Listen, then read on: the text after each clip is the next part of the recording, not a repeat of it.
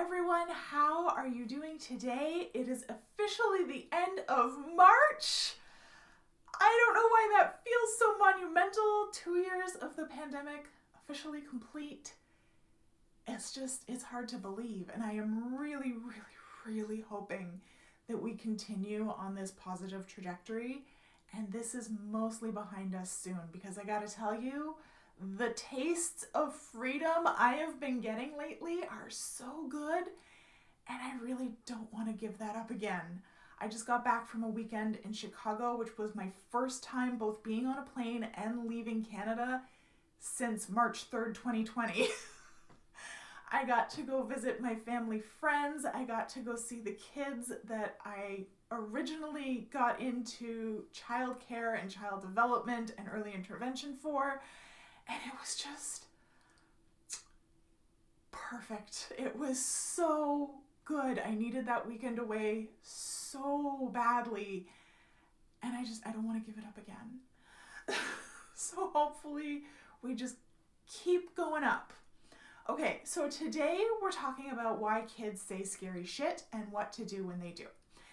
This has come up in Parentability several times recently, and we were talking about it on Instagram a bit, and I had so many parents DM me saying, oh my God, nobody talks about this. My kid says things like, I wish my sister were dead. I want to stab myself in the face. I want to kill you. I'm going to eat you. There were so many more, and I'm so embarrassed, and I have no idea what to do about it. So we're going to talk about it now. So right up front, big flashing trigger warning. If this is difficult for you, please don't watch it alone. Mentally prepare yourself for it. I'm going to do this with as much sensitivity and compassion as I possibly can.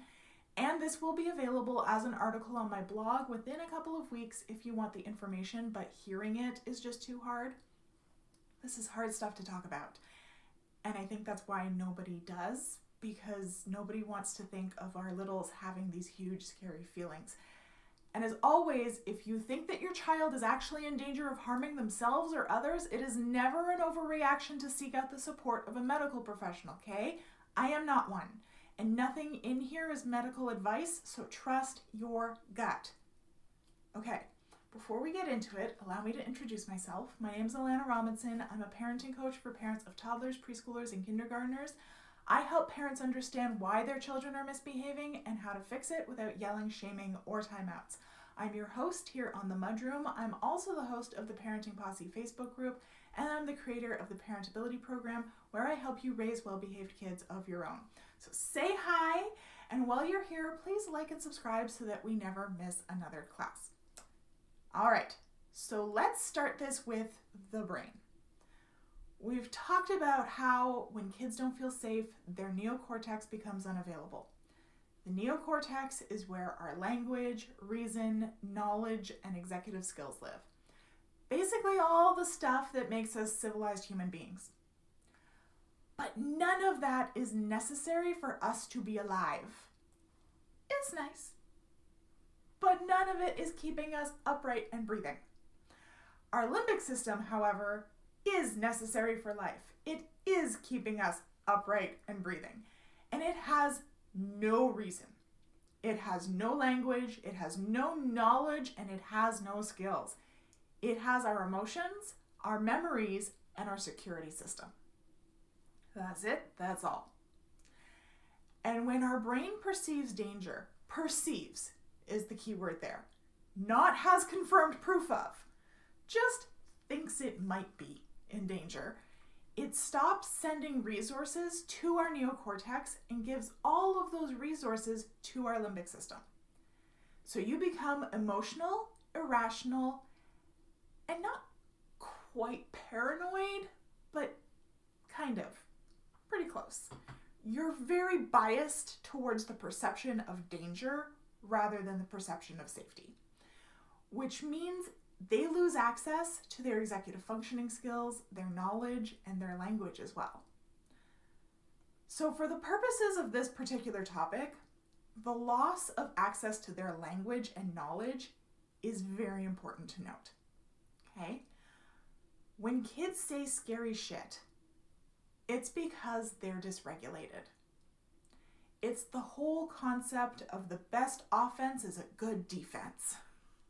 Pretty much every child I've worked with or whose parents I've coached that has had a child that says scary shit, it's because they're attempting to take accountability for something they did while intensely dysregulated. They know objectively that they done fucked up. But because they're still dysregulated, they don't have access to their reason and their language, which means what is spewing out of their mouth aren't well-considered thoughts. It's just the best emotional vocabulary that they've got. And when we're talking about young kids 6 and under, their vocabulary is extremely limited to begin with.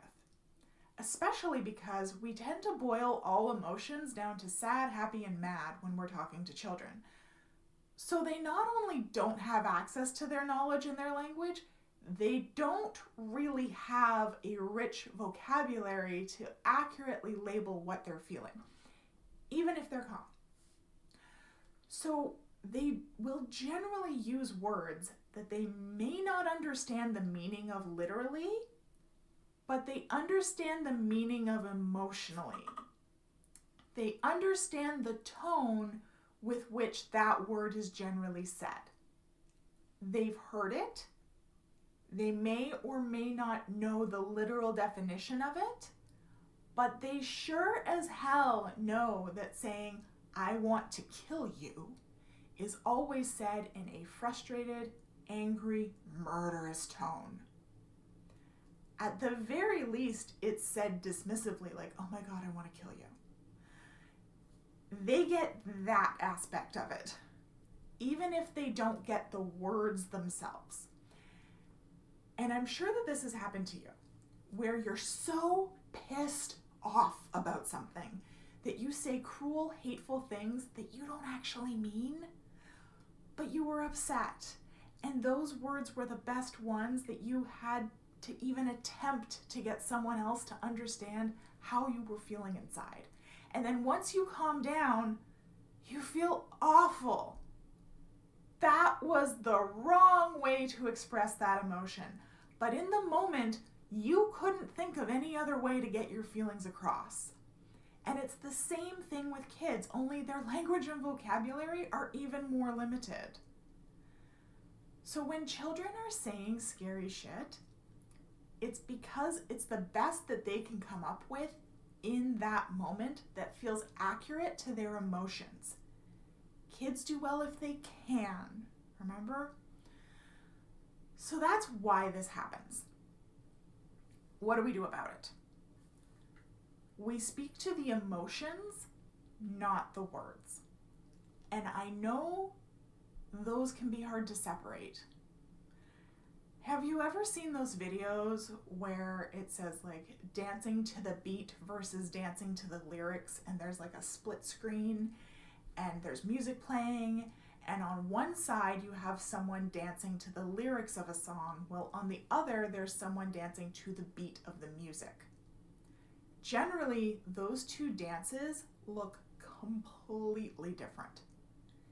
Keep that in mind when we're talking about the emotions, not the words.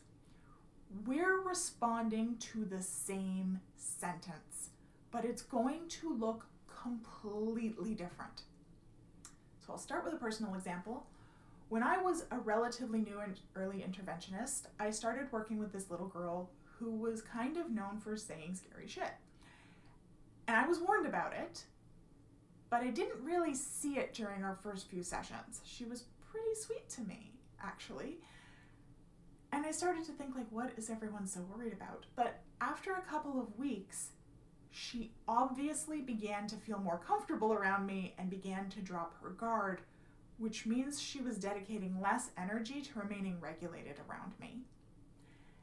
And on this night, we were sitting at the island in her parents' kitchen, coloring in coloring books, and I could tell that she was getting frustrated. She'd chosen an image that had a lot of little small spaces, and she was constantly going over the lines, And she was huffing and puffing and growling under her breath. And then I looked over and I made a positive comment about her picture. I can't remember exactly what it was, but it was something like, "Oh, wow, you've used a lot of pink." And she whipped her head up and she pointed her marker at me and said, "I will stab your eyes out." And instantly, her mother came barreling into the room to reprimand her. So I was there, I held my hand up to stop Mom, and I used my other hand to lower her marker. This little girl was pointing at my face, and I very calmly said, "You're frustrated and you don't want me to look at your picture. Please don't look at my picture, Lana." And then I looked at her expectantly, and she froze. She didn't know what to do.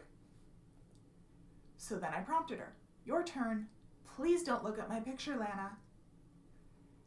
And it must have taken her multiple minutes to respond because I had to stop Mom from interrupting like several times while I waited for her. But she did end up covering her picture with her hand and repeating me, to which I responded, "Okay, thank you for letting me know that you don't want me to look at your picture. Why don't we go take a break and have a dance party?" And then I hopped down and offered her my hand. I spoke to her emotions, not her words. If I'd spoken to her words, I'd have said something like, "We don't threaten people, that's rude," and never actually addressed what she was trying to communicate. And that's exactly what Mom had been in the process of attempting to do. She'd been sitting in the living room, and before she got into the kitchen, I heard her bellow, "What did you just say?" Which would have escalated it and likely produced more scary words. What I did instead of provide her with an accurate label for her emotion, she was clearly frustrated. And I extrapolated the meaning from what she'd said. She'd said she wanted to stab my eyes out. Clearly she didn't want me using my eyes to look at her picture. And I gave her the words she would have said if she could have said them. "Please don't look at my picture." And then I waited for her to mimic them to give her both practice saying them and for her to see the immediate effect her words had. As soon as she said it, I agreed, and I offered an activity that I know she found quite regulating, a dance party. Because clearly she was dysregulated and she needed some nervous system activation. Usually, when kids say scary shit, it's not too difficult to translate what they're saying into what they're trying to communicate. "I wish you were dead" means "I wish you would go away." Usually. "I want to kill you" is generally the same. "I wish I could make you go away." "I want to stab myself in the face." "I wish I could kill myself." "I'm going to stick my hand on the stove." Those are self-harm ones. Those ones tend to be more attempts to take accountability. They're trying to show us how sorry they are for saying they want to physically hurt themselves, to make penance for how they screwed up. They really wish they hadn't done that thing. "I want to stab your eyes out." Clearly she didn't want me looking at her drawing. Try and look below the surface. Look at the context of what they're saying and the emotion they're attempting to communicate. And then regulate them. Get them involved in a regulation activity because they're using words they don't understand to communicate emotions. That is a red flag that they're dysregulated. That's why I offered a dance party. And after we danced for like 10 minutes, she ran and she got her picture and she showed it to me. She was so proud. Once she was regulated, she wanted me to look at it. With older children, you can even expand and problem solve. I wonder how next time you could let me know that you don't want me to look at your picture without threatening me. And then brainstorm solutions. Pick a few and try them out. Once they're calm. That's where the collaboration bit comes in. For younger ones, you can use the logical consequence process and give them two options for what they could do next time instead of brainstorming, because there's very little the kids under 5 are worse at than brainstorming. Now, if your child shows any indications that they are planning to act on their scary words, the scary words are escalating in frequency or severity, or you're not seeing any improvement after about a month, that is when it's time to pull in a medical professional. Okay? I sincerely hope that this gave you a new perspective on how to approach kids who say scary shit. If you need support working through this with your kids, you have two options. The first is the Parenting Posse, which is my free peer support group. You're welcome to post in there, and we have some great mods and former clients in there who are happy to talk you through it. The other option, if you want my hands-on support, is to come and join us in Parentability. In Parentability, we walk you through figuring out what your child finds regulating, integrating that into your daily life, building the skills so they aren't getting dysregulated so frequently, and then tweaking and troubleshooting your approach to these daily incidents to support their growth rather than shame them. The link for both are in the description. Have a fantastic day, everyone. I will see you next week for another Uncommon Sense parenting class. Bye.